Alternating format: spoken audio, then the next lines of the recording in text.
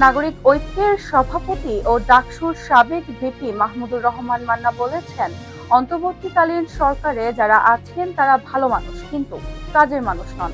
গত 4 মাস 4 দিনে দেশে উল্লেখযোগ্য তেমন কোনো পরিবর্তন হয়নি। উল্টো এক চোরের দল বিদায়ের সঙ্গে সঙ্গে আরেক দল লুটপাট ও দখলদারির রাজনীতি শুরু করেছে। বৃহস্পতিবার বিকালে বগুড়া জেলা পরিষদ মিলনায়তনে নাগরিক ঐক্যের কর্মী সভায় প্রধান অতিথির বক্তব্যে এসব কথা বলেন তিনি।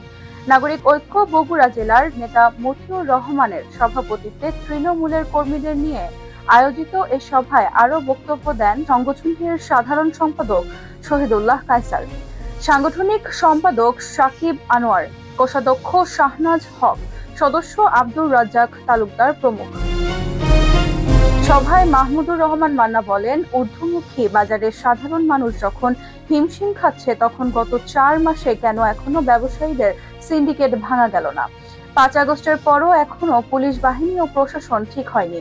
জুলাই আন্দোলনে যারা দেখে দেখে ছাত্র জনতার উপর গুলি করলো, সেই পুলিশ সদস্যরা এখনো বহাল তবিয়তে রয়েছেন। তিনি বলেন, ভালো একটি নির্বাচনের জন্য সবার আগে প্রয়োজন ভালো একটি পুলিশ বাহিনী, আমলাতন্ত্র ও নিরপেক্ষ নির্বাচন কমিশন। আমরা বলছি না যে এখনই নির্বাচন দিতে হবে, তবে সংস্কার হোক গণমানুষের কল্যাণের জন্য।